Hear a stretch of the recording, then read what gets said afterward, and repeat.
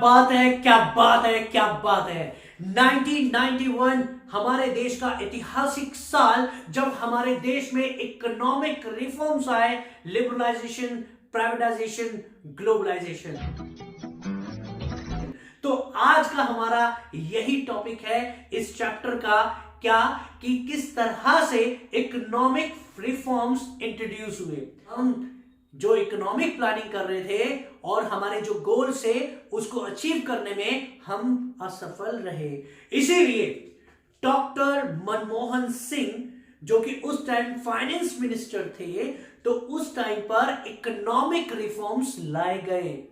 तो यहां पर हम सबसे पहले इंट्रोडक्शन पढ़ेंगे कि हमारे देश की क्या हालत थी उस टाइम जब हमें ये इकोनॉमिक रिफॉर्म्स लाने की जरूरत पड़ी। यानी हमारे देश में मिक्स इकोनॉमी थी, public sector and private sector दोनों। भाई मजा आया। मेन रोल किसके हाथ में था? पब्लिक सेक्टर के हाथ में डोमिनेट कर रही थी। जितने भी लॉज एंड रूल्स थे वो हमारे देश की ग्रोथ एंड डेवलपमेंट की बाधा बन रहे थे। ठीक है, अब हम पढ़ेंगे कि ऐसी क्या जरूरत पड़ेगा इकोनॉमिक रिफॉर्म्स की। भाई सबसे पहले कि जो पब्लिक सेक्टर थी उसकी परफॉर्मेंस बहुत ज्यादा पुअर थी, यानी सही ढंग से पब्लिक सेक्टर काम नहीं कर पा रही थी अपना, क्योंकि हर जगह पब्लिक सेक्टर ने अपने आप को इन्वॉल्व किया हुआ था, तो वो अपने रिसोर्सेस को सही ढंग से इस्तेमाल नहीं कर पा रही थी, वो बार बार फेल हो रही थी। पब्लिक सेक्टर का रोल अच्छा नहीं था, नहीं था, नहीं था। और हमारा बीओपी भी डेफिसिट था। बैलेंस ऑफ पेमेंट आपने पढ़ा होगा कि इंटरनेशनल ट्रेड जब हम करते हैं उसका एक्सपोर्ट इंपोर्ट रिकॉर्ड किया जाता है बीओपी में, तो इंपोर्ट ज्यादा था, एक्सपोर्ट कम था। इवन हमने इंपोर्ट को डिस्करेज करने के लिए हैवी टैक्स लगाया, कोटास लगाया, लेकिन उसके बाद भी इंपोर्ट थमने का नाम नहीं था। ऐसा नहीं है कि बहुत पैसा था हमारे पास, इंपोर्ट किए जा रहे थे, ऐसा कुछ नहीं था, लेकिन एक्सपोर्ट के कंपैरिजन में इंपोर्ट ज्यादा था और वो कॉस्टली भी ज्यादा पड़ रहा था, तो हमारा सारा फॉरेन रिजर्व भी बाहर जा रहा था, तो हमारा डेफिसिट इन बीओपी था, बड़ा नुकसान। उसके बाद इन्फ्लेशनरी प्रेशर, जब हमारे देश में प्रोडक्शन नहीं हो पा रहा, रिसोर्सेस प्रॉपर नहीं है, लेकिन डिमांड अपनी जगह बनी हुई है और सप्लाई कम है, तो जाहिर सी बात है प्रोडक्ट क्या होंगे? महंगे होंगे। जब शॉर्टेज होगी तो गुड्स के प्राइस बढ़ेंगे, जिससे हमारे देश में इन्फ्लेशनरी प्रेशर आएगा। ठीक है, तो ये भी एक सोचने वाली बात थी भाई, जिसकी वजह से हमें इकोनॉमिक रिफॉर्म्स को अपनाना पड़ रहा था। Fall in foreign exchange reserves, ये भी मैंने आपको बताया। डेफिसिट इन बीओपी था, तो इसका ये मतलब है कि इंपोर्ट ज्यादा था और एक्सपोर्ट कम था। अब इंपोर्ट जब ज्यादा है तो फॉरेन रिजर्व्स बाहर जाएंगे, जिसकी वजह से हमारे जो फॉरेन एक्सचेंज रिजर्व्स थे वो धीरे धीरे धीरे रिड्यूस होते जा रहे थे। ह्यूज बर्डन ऑफ डेट्स, उधार लेना पड़ेगा ना बाबा, यानी इतना खर्चा, पैसा कहां से आएगा? तो वी नीड टू टेक बोरो, हमें उधार लेने की जरूरत पड़ी। वी नीड टू टेक बोरो, हमें उधार लेने की जरूरत पड़ रही थी, तो इसलिए वो बर्डन हमारे ऊपर पड़ता जा रहा था, क्योंकि उस उधार पर इंटरेस्ट लगता जा रहा था, क्योंकि उस उधार पर इंटरेस्ट लगता जा रहा था, जिसकी वजह से huge burden of debts and inefficient of management. Proper management नहीं था, यानी जिस तरह से हमें काम करना चाहिए, यानी कम कॉस्ट पर हमें मैक्सिमम आउटपुट करना चाहिए था, बट वी वर फेल। हम उसमें टोटली क्या थे? फेल थे। हम बार बार फेल हो रहे थे। किस चीज में? कि हम प्रॉपर मैनेज नहीं कर पा रहे थे। तो इसलिए 90 तक 40 साल तक हमने देखा परखा कि किसी तरह से अपने गोल्स को अचीव करें इकोनॉमिक प्लानिंग के थ्रू, बट नहीं हो पाया। 1991 का टाइम आया, टेंटन, और हमने क्या किया? इकोनॉमिक रिफॉर्म्स लेकर आए। लेकिन 1991 में ऐसे क्या क्राइसिस, यानी एक क्राइसिस से जूझ रहे थे ना, ये सब क्या था? क्राइसिस ही तो था। तो हमने देखा कि 1991 में इस क्राइसिस से हम कैसे निकले। तो हमने सबसे पहले, जब डॉक्टर मनमोहन सिंह हमारे फाइनेंस मिनिस्टर थे, तो उस टाइम पर इंडिया ने $7 बिलियन उस टाइम पर उधार लिया। किससे? International agencies. इंटरनेशनल एजेंसी कौन सी थी? वर्ल्ड बैंक और IMF, इंटरनेशनल मॉनेटरी फंड। इनसे हमने $7 बिलियन उधार लिया। अब उसके बाद जब हमने इनसे उधार लिया तो इंटरनेशनल एजेंसी ने भी हमसे कुछ चाहा, कुछ उम्मीद रखी। और वो क्या उम्मीद थी? वो ये उम्मीद थी कि भैया इंडिया ऐसा है कि हम आपको $7 बिलियन दे रहे हैं, लेकिन आपको कुछ अपनी पॉलिसी में चेंजेस करने होंगे। अब क्या चेंजेस थे?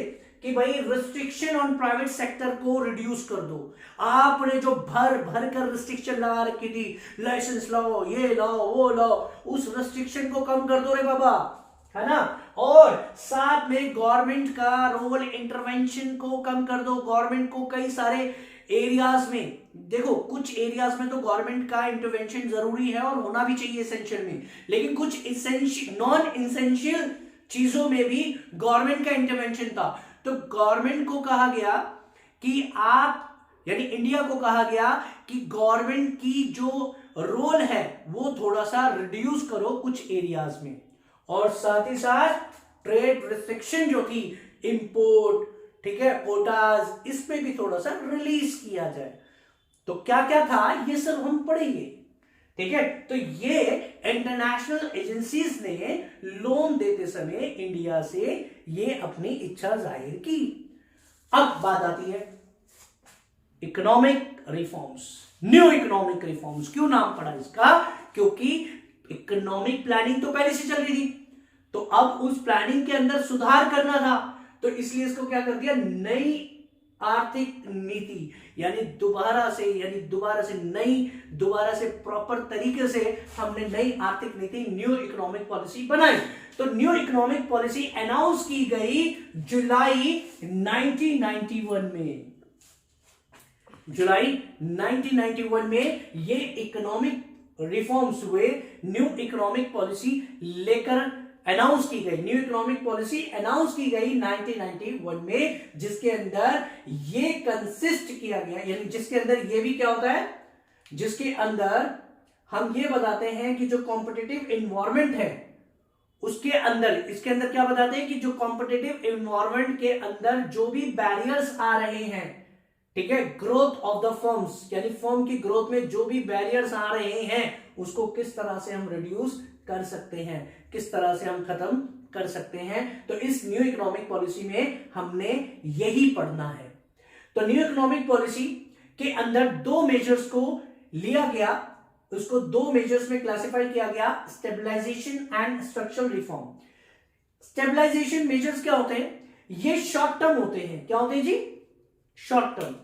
जो स्टेबलाइजेशन मेजर्स होते हैं ये शॉर्ट टर्म्स होते हैं, और जिसके अंदर, शॉर्ट टर्म का मतलब जिसको हम ठीक करके, यानी हमारे देश में जो गड़बड़ चल रही है, कुछ गड़बड़ है, तो जो गड़बड़ चल रही है उसको हम क्या है, करेक्ट करके, यानी थोड़े टाइम के लिए जो भी हम मेजर्स करते हैं, शॉर्ट टर्म जो भी मेजर्स हम करते हैं वो स्टेबलाइजेशन मेजर्स होते हैं। तो उसमें जैसे आता है correcting weakness of the BOP, import ज्यादा हो रहा था, एक्सपोर्ट कम हो रहा था, तो बीओपी की जो वीकनेस है ना उसको क्या कर सकते थे हम, करेक्ट कर सकते थे। क्या करके? फॉरेन रिजर्व्स को मेंटेन करके। अगर हम फॉरेन रिजर्व्स को मेंटेन करेंगे तो हम प्रॉपर बीओपी को क्या कर सकते हैं, मेंटेन कर सकते हैं, बैलेंस कर सकते हैं, कोशिश कर सकते हैं, तो उसे कहते हैं स्टेबलाइजेशन।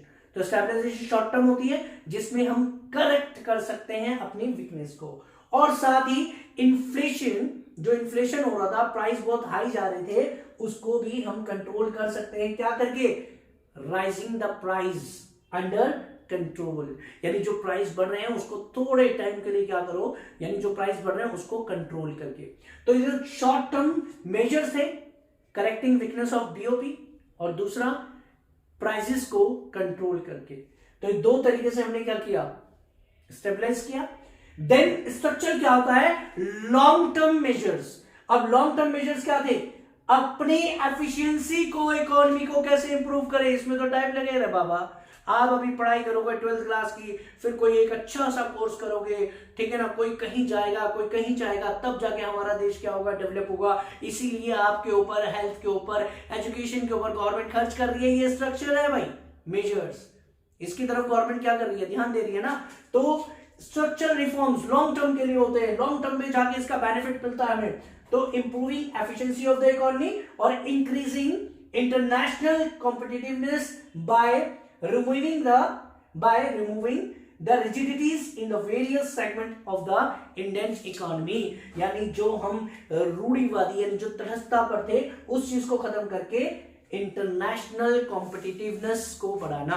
यानी अब ये सेकंड पॉइंट क्या है कि इस स्ट्रक्चरल रिफॉर्म्स के अंदर अपने इंटरनेशनल कॉम्पिटिटर्स को बढ़ाना। कैसे, इसका मतलब है कि हम एफडीआई लेकर आए, फॉरेन डायरेक्ट इन्वेस्टमेंट, और हम दूसरे देशों में इन्वेस्टमेंट करें। तो ये भी लॉन्ग टर्म था। इससे क्या होगा कि एम्प्लॉयमेंट भी बढ़ेगा, ठीक है ना, और नई टेक्निक भी आ जाएगी, बहुत सारा हमें बेनिफिट मिलेगा, इससे हमारा देश डेवलप होगा। तो ये इकोनॉमिक रिफॉर्म्स से। अब इकोनॉमिक रिफॉर्म्स में 3 पॉइंट्स आए, एल लिबरलाइजेशन, प्राइवेटाइजेशन, ग्लोबलाइजेशन, जो कि हमारे चैप्टर का नाम है। तो आपको होगा सर अभी तक तो एलपीजी का कहीं नाम ही नहीं आया, आएगा नेक्स्ट वीडियो में, जब तक आप इंतजार कीजिए। Goodbye, take care, Tata.